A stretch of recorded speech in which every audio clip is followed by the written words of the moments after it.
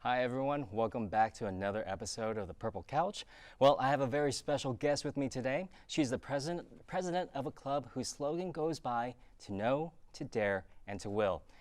Here on the set, Purple Couches, is Sunny Hibbits. Sunny, how are you doing today?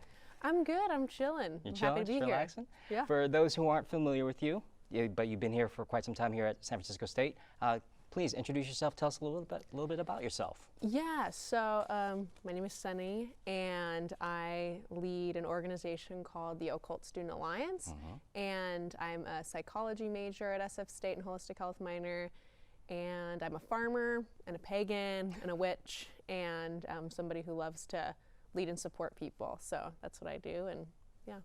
And you mentioned the OSA. Can you delve a little bit more into what the OSA is all about? Yeah, so the Occult Student Alliance is a SFSU student organization, and this is a group of people who do ritual together. We lead workshops teaching people about spirituality, and the umbrella term for occult is basically things that are not in like the general dominant culture of Christianity. So that would include Satanism, atheism, agnosticism, paganism, neo-paganism, witchcraft, Gnosticism, things like that. So a bunch of different things, and I probably missed some in there, but Taoists, like we hold a space for everybody to learn about their practices if they lost them, practice together in spirit, and generally we follow kind of a neo-pagan point of view for our rituals, but we lead rituals, right? And we teach people about how to do that and teach about divination, all kinds of stuff, and try to be social justice active as well. Gotcha. Now, the student organization, how often do you guys meet? Where do you guys meet? And yeah. So we meet on Thursdays at 7, and through COVID, we did Zoom, and so we're still doing Zoom, but we used to meet in classrooms and things like that. So yeah, we're hoping next semester, once COVID's more settled down, not done, that doesn't really make sense, but more settled down, that we can do more classrooms and mask up and things like that. And for rituals, we have special places we go for that have bonfires, things like that. So yeah. So Zoom isn't really a great substitute for the in-person meetings. It sounds like it sounds like you're looking forward to getting back together again and to have time to have those rituals and to develop that in-person community. It seems like. Yeah, definitely. I mean, Zoom has been a great effort, and I'd rather do that than put people at risk. So it's definitely fine. It's just Zoom rituals are kind of strange, but they work. You get by.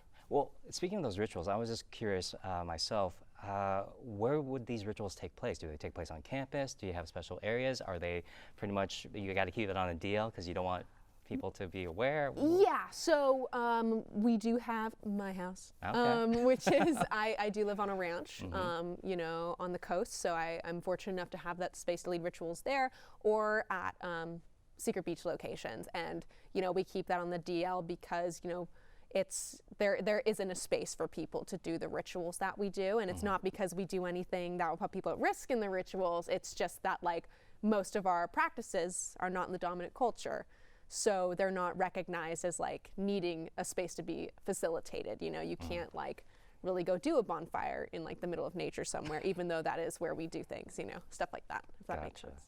Well, you mentioned earlier that you're a pagan. I'm not quite too familiar with the term. Can you please describe what it means to be a pagan? Yeah, so paganism is a polytheistic term, and it references to spiritualities, religions, and worldviews that are not part of Christianity. And there are Christian pagans, but generally the terminology comes from Christians would say that people who weren't Christian at the time, those were the pagans. Those are heathens, even Gentiles, things like that.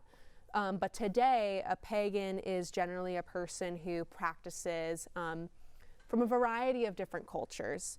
And for me, it's European paganism, and that can be Celtic or Norse pagan. And yeah, in there's certain ritual days that I have, times of the year that I celebrate, practices that I have. Most of those practices are quite archaic and hard to find. So through witchcraft, traditional folk magic. Pagans take time to recreate those old practices that are gone through acculturation from, you know, Greco-Roman Christianity and things like that. So it's very niche, but it's, you know, it's a way for a European person like myself, for the European paradigm, to find their spirituality. But there's other ways to be pagan. You know, there's Greco-Roman paganism, there's, you know, Egyptian paganism. There's a ton of different versions of it, and it's different by group. So. And you would identify as what type of paganism? Celtic Norse pagan. Gotcha. There you go. That's the word you were looking for, right? Exactly. Yeah.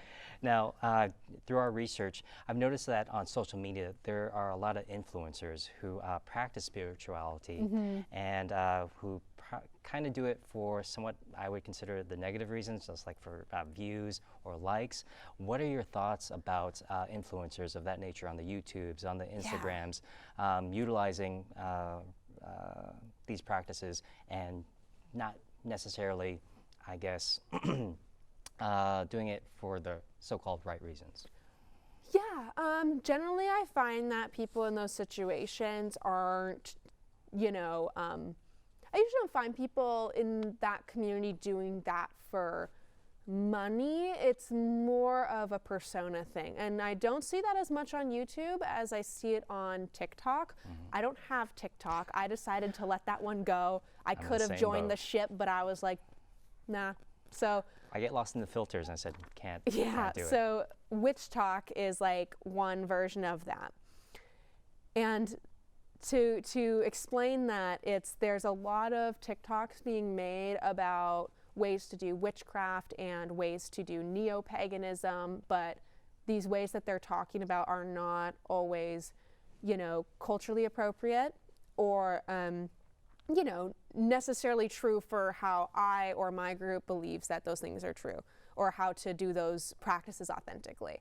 Now, I think that there are definitely probably good witch talks out there, but some people in the pagan community, you know, think that crystals are a form of appropriation to indigenous folk, as well as, you know, it definitely is cultural appropriation to use white sage or, you know, cedar or sweetgrass if you are a European practicing pagan.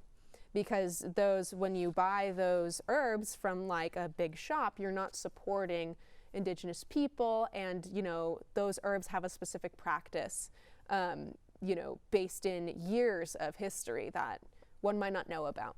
So when people just go on TikTok and just post about these things unknowingly what they're talking about from a book they found at a random library or, you know, a bookstore somewhere. Just all the cliff notes. Yeah, and a lot of the pagan, neo-pagan books about European paganism specifically, Celtic paganism, you know, Wicca, witchcraft, a lot of those sources are, you know, just a product from the time they were in.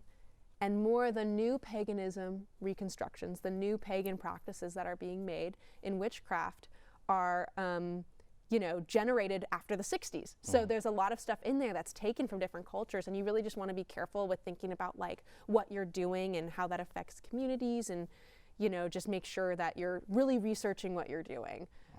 So doing your research is important. I don't know if all TikTokers do that. So once again, it's all about the research, as long as you show the appropriate respect and acknowledge where the, I guess, source material is coming from is very important. Great. Now, is utilizing social media a viable way for people to reconnect with spiritual belief? Or should they, you know, go out and find groups such as the OSA? Or what would you say is the appropriate way to, you know, find a group and make that type of connection? Oh yeah, that's a great question. However you can.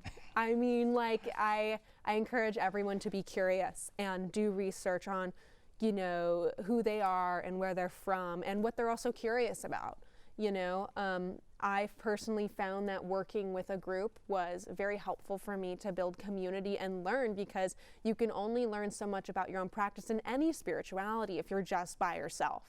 But learning from people around you, you can gain so much more. So I think social media is great. Just be careful and do your research. I think if you're in a college campus like SF State, where we're fortunate enough to be this organization, I mean, not many colleges have an organization like this where we're practicing witchcraft and teaching about it and really trying to do it and do it in a respectful way. that's very rare. So if you have a group like that, go for it, I think. Nice. And the group, once again, OSA here at San Francisco State. What can you tell me about the current status of the group and what you hope the group to achieve in the future?